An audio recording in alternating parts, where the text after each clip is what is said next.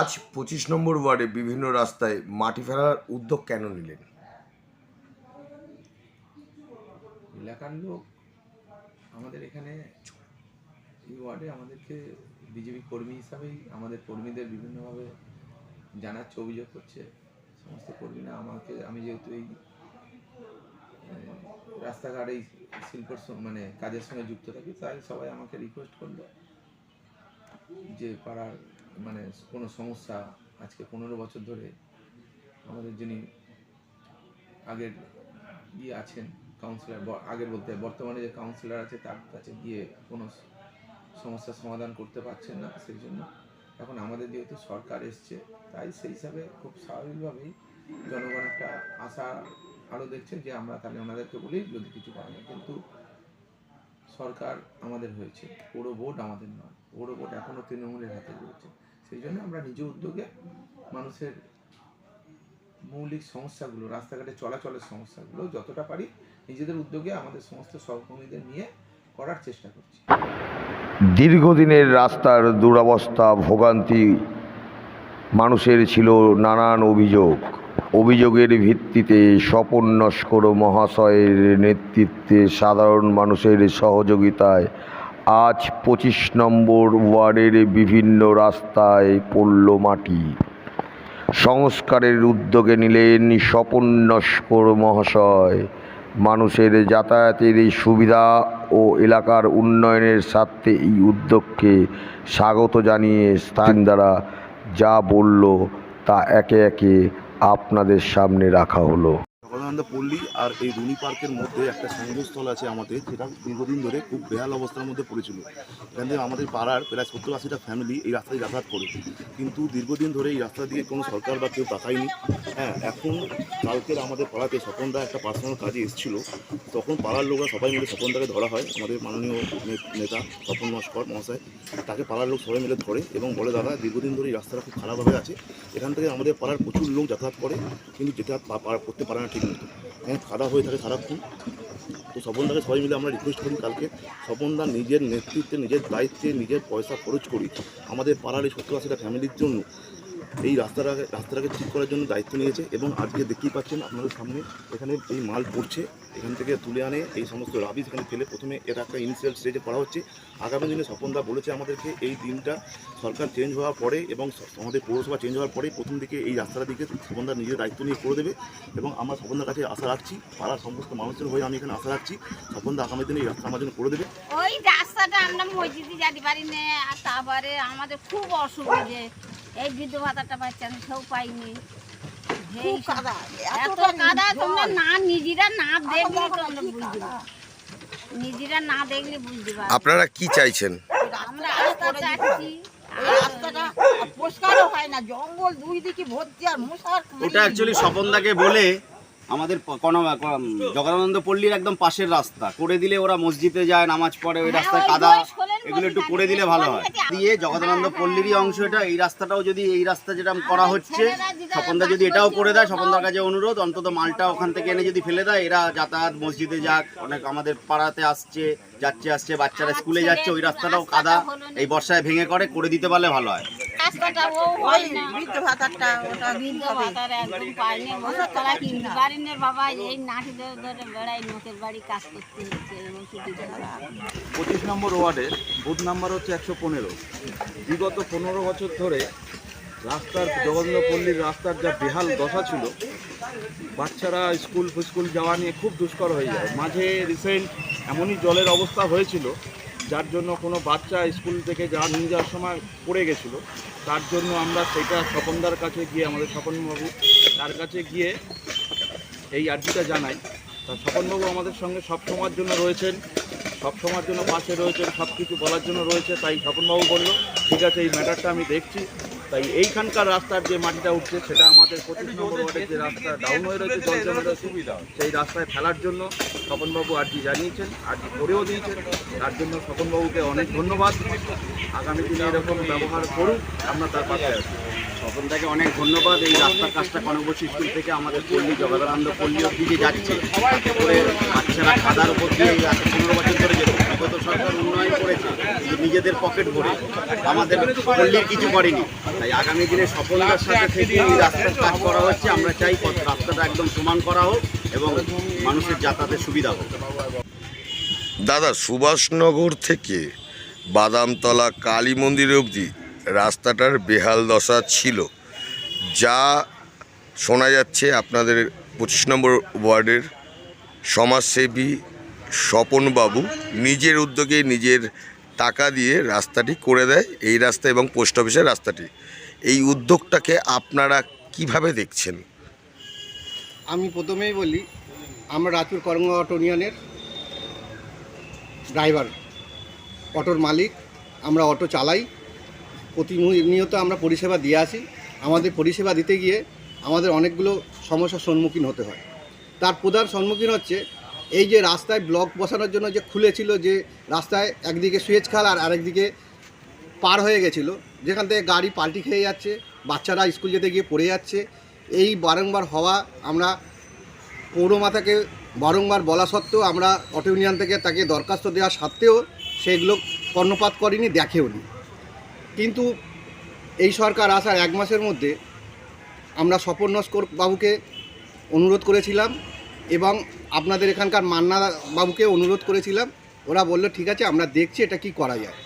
তা দেখলাম 2-3 দিনের মধ্যেই স্বপনবাবু তার নিজের ব্যক্তিগত খরচায় এই রাস্তাটাকে, উঁচু জায়গাটাকে কেটে কিছুটা চলবার মতন উপযোগী করে দিয়েছে। তাকে আমরা আমাদের অটো ইউনিয়নের তরফ থেকে অশেষ অশেষ ধন্যবাদ জানাই, যাতে পরবর্তীকালে এই রাস্তাটাকে পুনরায় ব্লক বসিয়ে চলার উপযুক্ত করে দেওয়া হয়। তা হ্যাঁ, আর রাস্তার যে বেহাল দশা, চতুর্দিক দিয়ে গাড়ি, বাদামতলার সামনে যে আপনার নতুন প্রজেক্ট হচ্ছে, ওই প্রজেক্টের সামনে 3-4টে বড় বড় গাড়ি দাঁড়িয়ে থাকে। পাশ দিয়ে আমরা গাড়ি নিয়ে যেতে খুবই অসুবিধা হয়।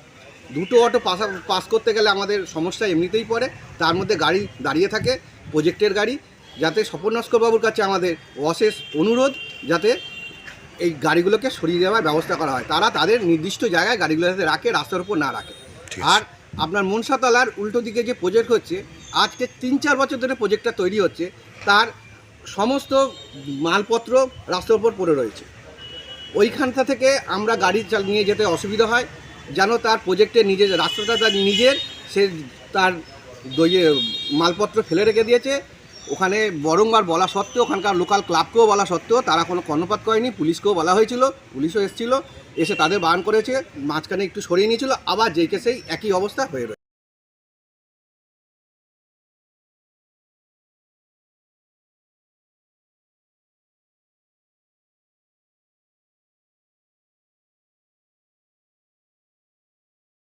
আমাদের রাস্তা খুব খারাপ, রাস্তাটা কাজ হলে খুব ভালো হয়। গাড়ির মেনটেন্যান্স খরচা প্রচুর বেড়ে গেছে, এমনি তো গ্যাসের দাম প্রচুর বেড়ে গেছে। আমরা ভাড়া সীমিত বাড়িয়েছি, কিন্তু মানে যে তুলনায় গ্যাসের দাম বেড়েছে সেইভাবে আমরা ভাড়া বাড়াইনি।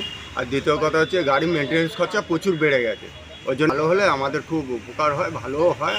আরও আমাদের যারা প্যাসেঞ্জার যাওয়া আসা করে, কারোর হাত ভাঙছে, কেউ পড়ে যাচ্ছে, স্কুলে যাওয়ার টাইমে বাচ্চারা কাদায় পড়ে যাচ্ছে, এগুলো যাতে না হয়, যাতে মানে এই নতুন সরকার এসছে একটু মানে কাজ করে উন্নয়ন করলে ভালো হয়, আমরা সেটাই আমরা চাই। বলছি দিদি, আমাদের এই যে সুভাষনগরের রাস্তা থেকে যে রাস্তাটা বাদামতলা অবধি ছিল, ওই রাস্তাটা খুব খারাপ অবস্থা ছিল, তো এখন তো কাজ করার পর কি মনে হচ্ছে, ভালো হয়েছে? বলছি দাদা, সুভাষনগর থেকে যে রাস্তাটা ছিল, ওই রাস্তাটা মাঝখানে একটু রিপেয়ার করেছিল, এখন কি গাড়ি চালানো যাচ্ছে? আগের থেকে একটু ভালো হয়েছে। ভালো আছে দিদি কি বলছেন? রাস্তা পুরো একদম ভাঙাচোরা, অটো এরকম হচ্ছে। অটো মানে একজনের প্যাসেঞ্জারের উপর যে কিভাবে যে অটো চালায় ধারণার বাইরে। না, রাস্তাটা খারাপ ছিল, রাস্তাটা ড্রেসিং করেছে, আগের থেকে একটু ভালো হচ্ছে। কি একটু ভালো বলতে কি ওই রকম। আপনি কি বলতে চান, মানে এটাকে নিয়ে আপনি কিছু মেসেজ কি পাঠাতে চান?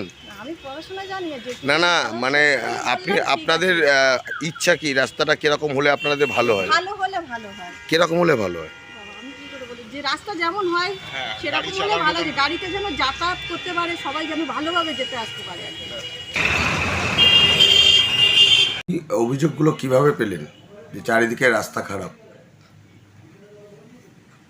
আমাদের এই অঞ্চলের মানুষরা বিভিন্নভাবে আমাকে যেখানে যোগাযোগ করছে, আমার বাড়িতে আসছে, আমার ফোনে জানাচ্ছে, আমাদের সহকর্মীদের জানাচ্ছে, সেই অঞ্চলে যাদেরকে জানে ওরা বিজেপি করে তাদেরকে জানাচ্ছে, জানিয়ে সবাই আমার কাছে জানাচ্ছে। জানানোর পরে আমাদের উচ্চ নেতৃত্বকে, আমাদের বিধায়িকা দিদিকে আমরা জানিয়ে করলাম।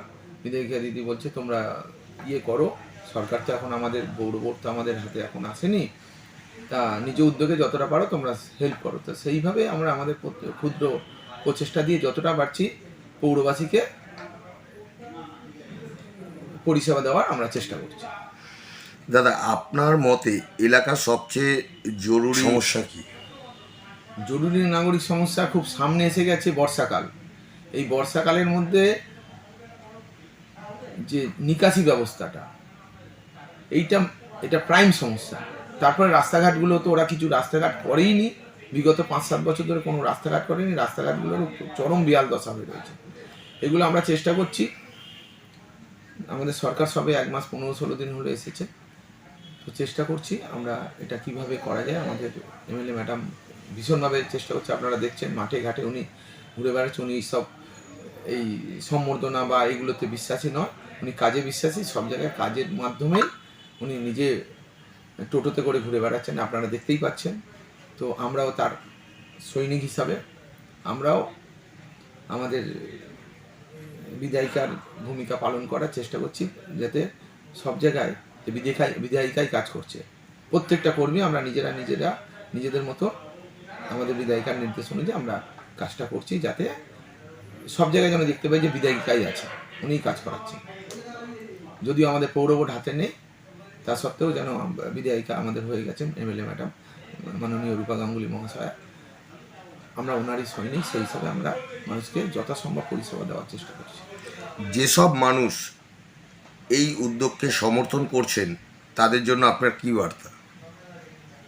যেসব মানুষ আপনার এই উদ্যোগকে সমর্থন করছে, মানে আপনি যেভাবে রোদ জল ভিজে মানুষের স্বার্থে নিজের পকেটে অর্থ দিয়ে এই জনসাধারণের অভিযোগ শুনে সাথে সাথে ছুটে যাচ্ছেন এবং তাদের যথাযথ পাশে দাঁড়ানোর চেষ্টা করছেন, পাশে দাঁড়ানোর চেষ্টা তো আপনার সাধারণ যারা কর্মী আপনার সাথে আছে তাদের কাছে কি বার্তা দেবেন? তাদেরকে যদি দলের মধ্যে একজন ঠিক থাকে তাহলে বাকি সবাই ধীরে ধীরে পুরো দলটাই ঠিক হয়ে যায়। তো আমাদের দলটা হচ্ছে প্রথম 2-3 মিলে হয়েছিল, সাংসদে আমাদের একমাত্র অটল বিহারী বাজপেয়ী গেছিলেন, কিন্তু তারপরে আজকে পৃথিবীর বৃহত্তম দল আমরা 23টা রাজ্যে আমরা শাসন করছি, আমাদের সরকার চলছে। তো আমরা যদি এইরকম সঠিকভাবে চলতে পারি, অসামাজিক কাজগুলো বন্ধ করতে পারি, সামাজিক উন্নয়নের দিকে আমরা নজর দিই, আমাদের সমস্ত কর্মীরাই তো করছি। কোথায় আপনারা তো আজকে আমাদের কর্মীরাই তো আজকে গিয়ে জগদানন্দ পল্লীর রাস্তাটা, পিডব্লিউডি যে রাবিশগুলো উঠছে, ওখানকার পল্লীবাসীরা আমাদেরকে জানালো, আমরা বললাম ঠিক আছে, তোমরা ওখান দিয়ে গাড়ি ভাড়াটা আমরা বেয়ার করছি, করে ওখানে রাস্তাটা উঁচু করে দাও। এইভাবেই চলবে, যে তাতেই মানুষ খুশি হচ্ছে। মানুষ চাইছে আগামী দিনে যেন আমাদের পৌর বোর্ডটাও আমাদের বিজেপি দলের ছত্রছায়ায় আসতে পারে, তারাও আশীর্বাদ করছে এইভাবে। ওরা বলছে আমরা বিজেপিকেই আনবো, বিজেপিকেই আবার আসবো, যাতে আমরা পৌরবাসী হিসাবে আমরা যে 5 বছর 10 বছর 15 বছর ধরে যে আমরা পরিষেবা পাইনি, সেই পরিষেবাগুলো যাতে আমরা পেতে পারি। তার জন্য তারা খুব আশাবাদী যে পশ্চিমবঙ্গ সরকারেও বিজেপি এসছে, আগামী দিনে পৌরসভাতেও আমাদের বিজেপি দলকে তারা দেখতে চায়, এবং আমাদের মাননীয় বিধায়িকা রূপা গাঙ্গুলি মহাশয়ের নেতৃত্বে।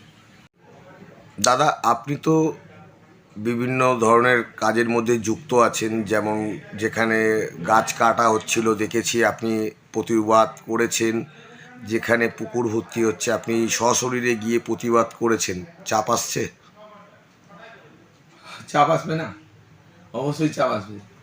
সব বড় বড় প্রমোটার, এলাকার প্রতিষ্ঠিত প্রমোটার আমাদের ছেলেদের মাধ্যমে আসছে, কাউকে অ্যারেস্ট করাচ্ছে, হ্যাঁ, তো এইগুলো চলছে। তো আমরা ভয় পাওয়ার নয়, আমাদেরও মাথার উপর আমাদের দলের হাত আছে, দল বলেছে অন্যায়ের প্রতিবাদ করবে, দল সবসময় পাশে থাকবে। তো আমরা সেই দিশাতেই চলছি। জীবন ক্ষণস্থায়ী জীবন যাবেই, জেলে যেতে হয়, জেলে আমাদের ভগবান শ্রীকৃষ্ণের জন্মস্থান, যদি জেলে পাঠায় আমরা জেলে যাব, কিন্তু আমরা প্রতিবাদ থেকে সরছি না। সামাজিক আজকে প্রত্যেকটা ঘরে ঘরে এসি লাগাতে হচ্ছে, কেন? গাছপালা কেটে বনভূমি ফাঁকা করে দিয়ে এইসব জায়গাগুলো হচ্ছে। কাজেই আমরা বনাঞ্চল বাঁচাবই, আমরা জলাশয় বাঁচাবই। এতে জন্য যদি আমাদের প্রাণ সংশয় হবে, জেলে যেতে হয়, জেলে যেতে রাজি আছে। আমরা প্রতিবাদ থেকে পিছু হচ্ছি না। এত ঊর্জা পান কোথা থেকে? দলটার থেকে।